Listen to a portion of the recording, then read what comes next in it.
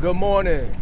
Welcome to another episode of the FNS podcast on the J Sideline edition with the FNS family. Shout out to Matt with Freeze Corner, Andrea and Lawisha with Wives Unscripted, and then all of us together when we link up make the FNS podcast. So, right now, what I'm coming to y'all this Monday morning with, we're going to talk about the updated playoff picture. Right now, the games are 75% set. With the only game left to be played is the Rams and the Vikings. Game that got postponed due to the fires in LA, and they will play it tonight. They moved the location. They're going to be playing in Arizona. So it's not necessarily a home game for either team, but it's still out west. Probably going to have more Rams fans, possibly. But then again, you might not. You might have a whole lot of folks in that building pulling for the Vikings, just because the Rams are division opponents to the local Arizona Cardinals. So we'll see what happens tonight. But the winner of that game is going to go play against the Eagles. Because the last night's results with Tampa and Washington being the lowest seed left that played, winning that game pretty much decided the fact that they will go on to play Detroit next week. So that's going to be the NFC matchups. Just to talk briefly about the matchup tonight, who I think is going to win. I put more trust in the Rams because they've done this already before. Not having it at their house because of the fires, that could, have some effect on the game, because it's not necessarily a home game anymore. It's on a neutral site. It's kind of like a college bowl game now. But that being said, I expect this to be a high-scoring affair. I do expect both teams to be able to move up and down the field to a degree. The defenses are good enough to where they can have some stops, I feel. But these are two teams that have two creative offensive minds at head coach. The Rams having Sean McVay, the Vikings having Kevin O'Connell. And both teams have a good batch of receiving weapons to throw the ball to. More so leaning towards the Vikings on that part, though, because they got Justin Jefferson, Jordan Addison, TJ Hawkinson, and Aaron Jones, who is a receiving threat himself. They got a little bit more receiving weapons to play with. The Rams, they got weapons too, though. Proven veteran Cooper Kupp, Puka Nacua, Kyron Williams at running back. They're not as talented as the Vikings, but with Sean McVay, they can look that way very easily. And I don't expect Justin Jefferson to have that same type of game that he had last week against Detroit with Meek Robinson guarding him. I don't expect that. But anything is possible right now. This is kind of a toss-up game for me. I just feel like I should trust the Rams more. I would have even felt that way even more if this was a real home game. But the fact that they're playing this on a neutral site to a degree at a division rival's home field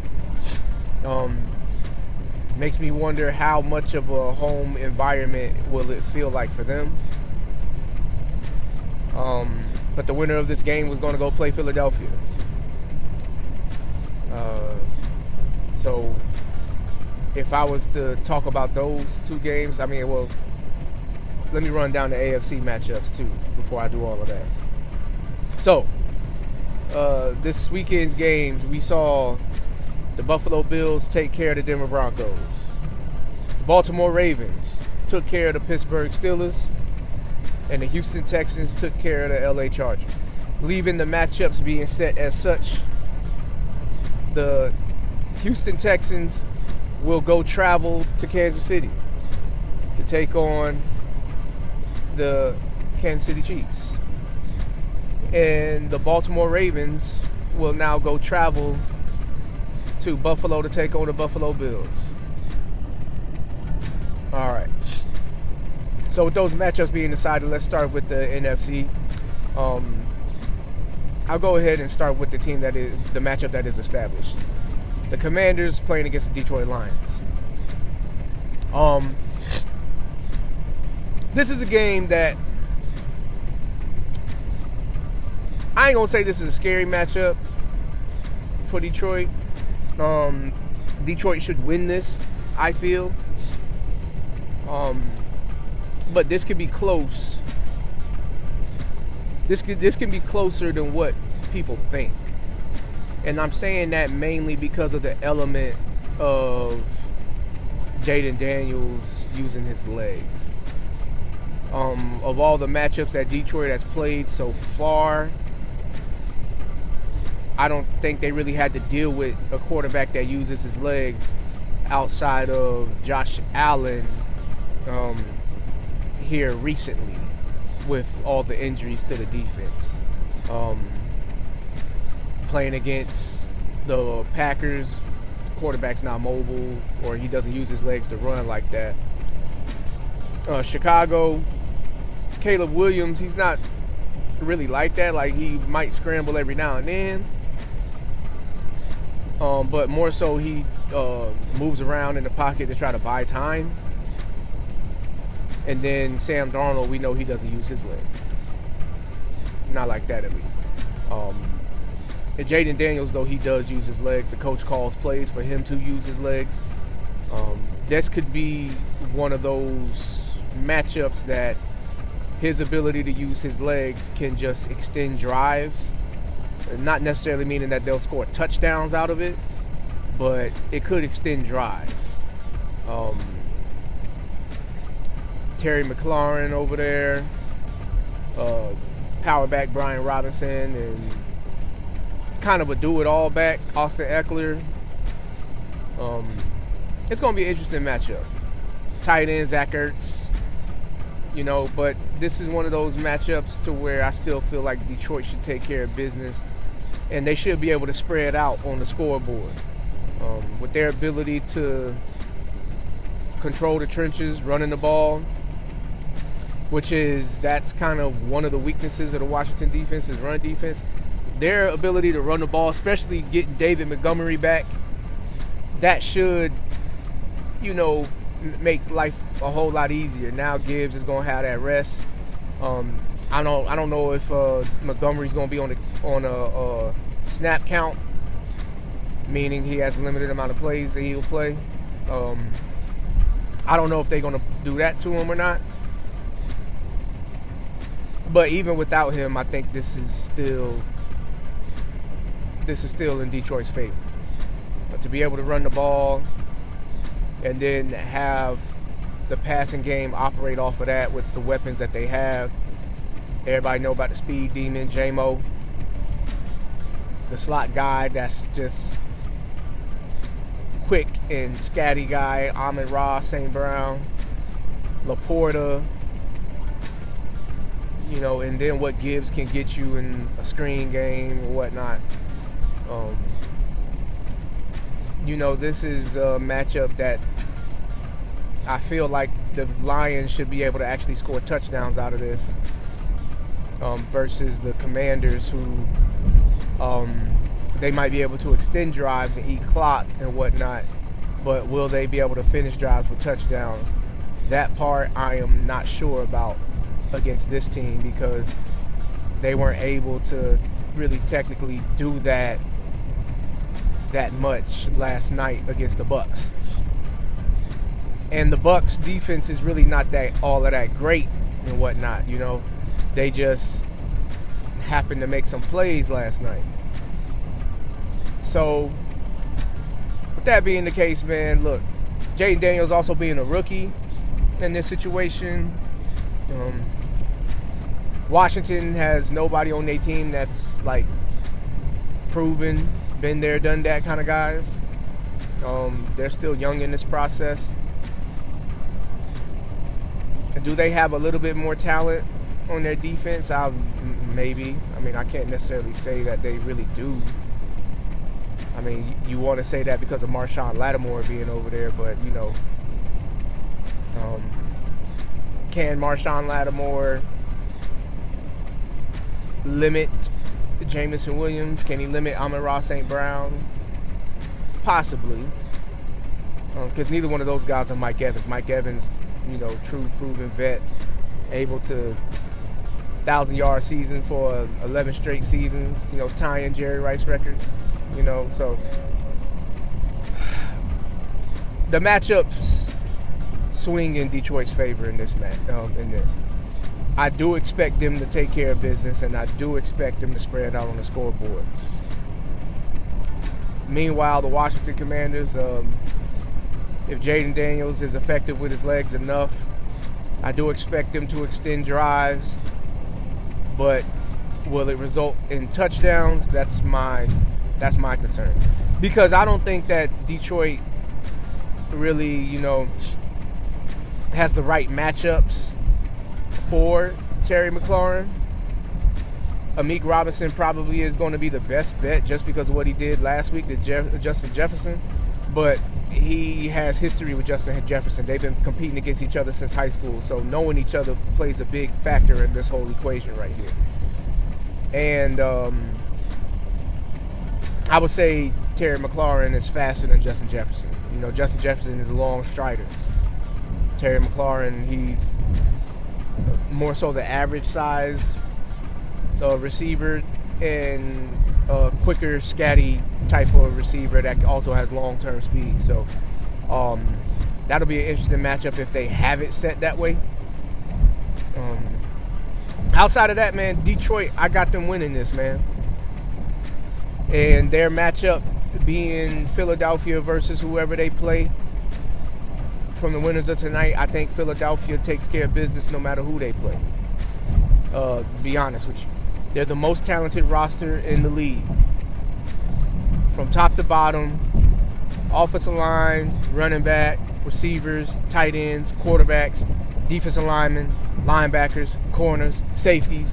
They got the best team on paper out of all the teams in the playoffs, AFC and NFC. But let's just play the hypothetical game here.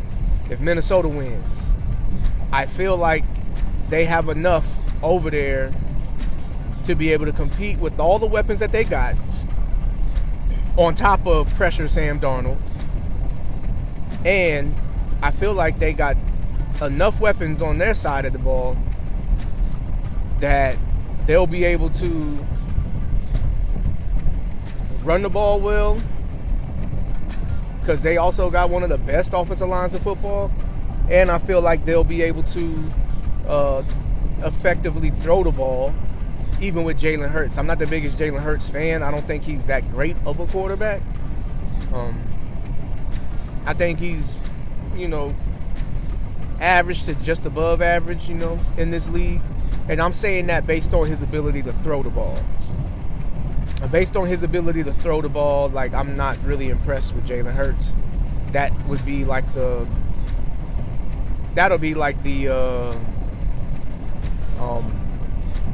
one area where teams can try to game plan for to possibly win this game. Load the box, stop the run with Saquon Barkley. Try to limit third and short, fourth and short, because the tush push is coming. But outside of that, the talent on their team, A.J. Brown, big physical receiver that can run that stop and go route really well. Skinny Batman, Devontae Smith, the best route runner on the team, fast. Dallas Goedert, just as deadly as any other tight end in this league when it comes to receiving the ball. Also a really good blocker. and Saquon's ability to catch out the backfield. Like, I just think it's just too much for Minnesota to deal with or the Rams to deal with. And that's, most of this is going to be based off of each team's ability to stop the run, that's going to be easier said than done. We've seen even when Saquon is not having the fill up the stat sheet game, they can still run the ball effectively. And that's where the issue will lie, because, defenses having to play 70-something snaps, they start to get tired. If that adds up anymore, and they kind of want to get off the field, 3 and outs, get their offense back on the field. If it's the Rams, it'll be schematical. It might be more of a schematical challenge, but they got enough players in the secondary. Darius Slay, the rookie Quinyon Mitchell, and Cooper DeJean, Chauncey Gardner-Johnson. They got linebacker and Zach Bond, who makes plays in the passing coverage. Nakobe Dean over there making plays as well. It's not going to be easy against either side of the ball dealing with Philly. So I got, if I was to pick and choose right now, I would say it's Philly playing against Detroit next week. And that would be the scary game for Detroit. Because Detroit being as banged up as they are, that will be the game where I would feel like there's no room for mistakes in that game.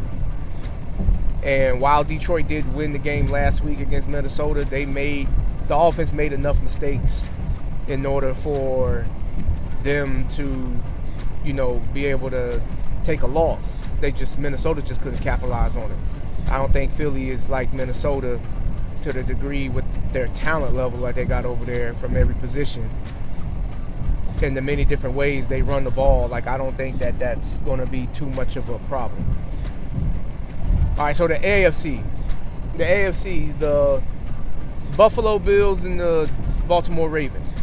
The Ravens going on the road to Buffalo. They play outside already, so playing in the cold is not necessarily an issue with them. Playing in the snow, though, might be an issue if it starts to snow in Buffalo. The Ravens, they got more talent, ability to run the ball with Derrick Henry. They got the hand up on them the last time they played. They was able to, run all over Buffalo. So this is a game where I feel like it could be the Ravens coming out winning. Josh Allen has had an MVP caliber season just like Lamar, so this is going to be 2 MVP caliber quarterbacks playing against each other. The Ravens defense has not been like the Ravens of old that we're used to dealing with on the defensive side of the ball. They made some schematical adjustments that made their defense look a little bit better against Pittsburgh. That's Pittsburgh. They don't have that MVP caliber quarterback play right now. Trying to salvage what's left with Russell Wilson and his career. And then I don't know what their plan is long term for Justin Fields. But both of the quarterbacks are not long-term answers, at least right now in the NFL, for any franchise. Both quarterbacks, they have questions on their resume. Russell Wilson, can he still do it? Justin Fields, can he read the field properly to make the right decision? These are 2 different level offenses here. no top receiving weapon to throw the ball to, no deadly run game to run the ball with. You know, it's just an offense full of questions, you know. Whereas playing against Buffalo, this is a team that's been flowing. A team that's been flowing for the most part offensively. With Josh Allen and his ability to, you know, run the ball and throw the ball. He doesn't have the best top tier weapons. I mean, he has a nice rookie with Keon Coleman, slot receiver Khalil Shakir. Then, you know, there's the element of Amari Cooper, the vet. And then you got tight ends, Dawson Knox and Dalton Kincaid over there, young tight ends. Then running back, not Dalvin Cook, but his brother James Cook. So you got those guys over there with one of the best offensive lines in the league. Now this could be you know, this could be a little bit of a challenge for them because defensively they just don't have it like that this year. And that's enough for Baltimore to take advantage of. You know, Zay Flowers over there, Rashad Bateman over there, one of the best tight ends in the league, Nate Andrews over there, and then Lamar himself. You know what I'm saying? Like it's like this could be the year that Baltimore tops Buffalo, because normally they aren't able to beat them neither. They either bump into them or Kansas City, and they really don't beat either one of them. So if I was to call it, I would say if it's no snow, I would say Baltimore wins this game, but it could be close. I'll say that. It could be respectively close, but I still got Baltimore in this. And then Kansas City Chiefs and Houston Texans. Look, Houston, you had a good run. Last year was your surprise year where, you know, C.J. Stroud was playing lights out. This past weekend, they take on the Chargers, who, you know, talent-wise, they are not like that anymore on paper. Like, they used to be one of the scariest teams talent-wise, but they're not that. You know, old pass rusher, Khalil Mack, not old yet, but injury-prone, Joey Bosa. Love Derwin James, love Asante Samuels Jr., but they don't have the talent on all levels. And, you know, Houston was able to somewhat take advantage of that, even with the injuries that they got. No Stephon Diggs, no Tank Dell, but having Nico Collins, Joe Mixon, C.J. Stroud played well enough. I mean, they ended up spreading out real good against the Chargers. And the Chargers offense right now is like pretty, like, very mediocre vanilla. Like, it's like run the ball, try to pass to Lad McConkey. You know, Quentin Johnson, you know, he's nobody so far this year. Like, he hasn't had a good year since he got drafted. He has size, he has some speed, but he can't catch the ball. So what's the point to having either one of those things? So, you know, I would say defensively, it was fairly easy for Houston. It's not going to be that with Kansas City. Kansas City, they got Hollywood Brown back. They got DeAndre Hopkins. They got Travis Kelce. They got Isaiah Pacheco back. And, of course, they got Patrick Mahomes. And playing on home field,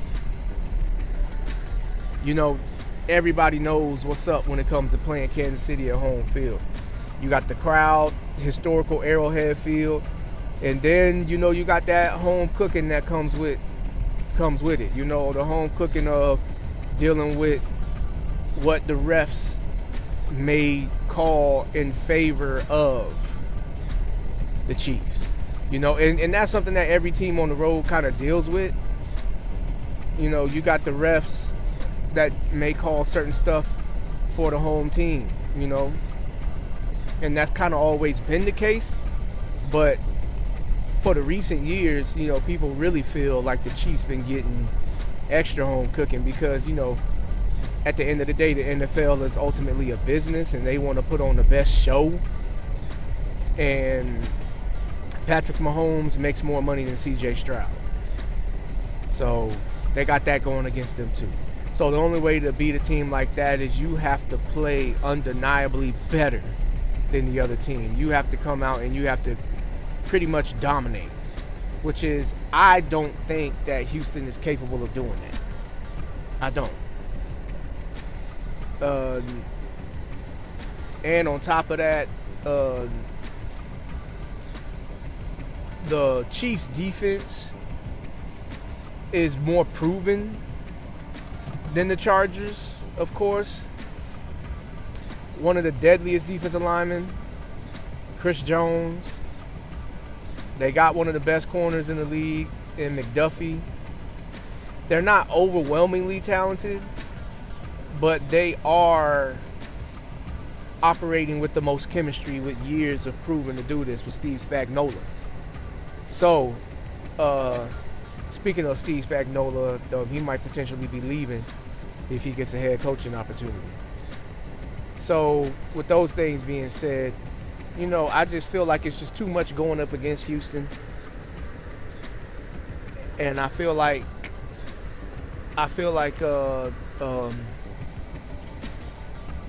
Houston is, this might be too much for them. Just like Baltimore was too much for them last year. I think Houston going to Arrowhead, playing in a dome, and then going to a cold weather climate at this time of the year when it's normally cold, that might be too much for them. I don't think it's going to be too much for C.J. Stroud or Nico Collins because those guys played college in cold weather climates. But in general, when a dome team has to go play outside, that provides an element that they normally don't have to deal with when it comes to extreme weather conditions. And if you can't dominate the trenches, that puts you at a disadvantage. And I don't think Houston can dominate the trenches in this matchup. But, anything is possible. I just don't think it would be against Patrick Mahomes in it. So, with that being said, I think it's going to be Baltimore versus Kansas City for the conference championship. And that's going to be another matchup where it's going to be like get your popcorn ready type stuff, because now you got Lamar Jackson versus Patrick Mahomes, a mountain that Lamar hasn't been able to conquer. And we'll have to see how that goes from there, because both teams are capable of winning the game. It's just that Baltimore just hasn't done it yet. They're capable of doing it, but they just haven't done it yet. So that's my 2 cents, man, for the updated playoff picture, man. Anyways, like and subscribe, share the content. Look out for more things coming up. We will have a FNS podcast, I believe, coming up in the next couple of weeks. Life has been busy since we got back from vacation, man. We haven't really linked up with each other, but we plan on doing that soon. So look out for more stuff to come. And another thing, too, if there's a subject that you guys want us to tackle, put it in the comment section, man. We'll tackle that if we feel like it's, worth it. But outside of that, be easy. Have a good day. Good start to your week. Peace.